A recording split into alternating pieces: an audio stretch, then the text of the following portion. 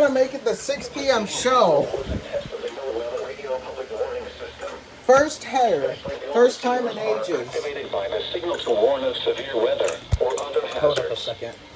Tests are normally conducted each Wednesday between 11 a.m. and noon, and again between 6 and 8 p.m.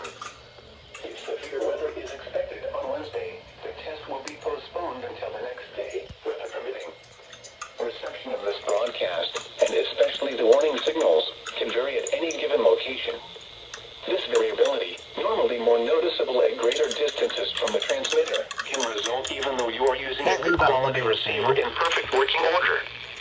Warning alarm tones are activated on transmitters for counties where the signal is reliably received in sufficient strength for consistent and dependable service.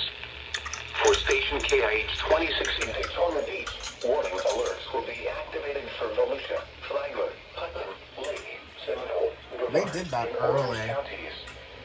For station KIH63 Orlando, warning alerts will be activated for Brevard, Lake, Orange, Osceola, Polk, Seminole, and Volusia counties.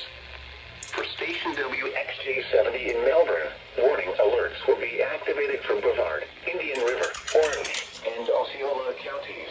Why do they always do it on some sort of forecast? Fort Pierce, warning alerts will be activated for Indian River, Martin, Okeechobee, and St. Lucie counties. This has been a test of a new radio public warning system. We now return to the radio podcast program. You can access it from the gift shop. Yeah.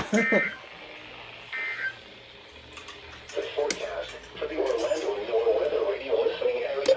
Alright, RWT. Partly cloudy. Mr. 991 is going to keep on. Roblox, yeah, so wait, how many times does it play the same message? I don't know.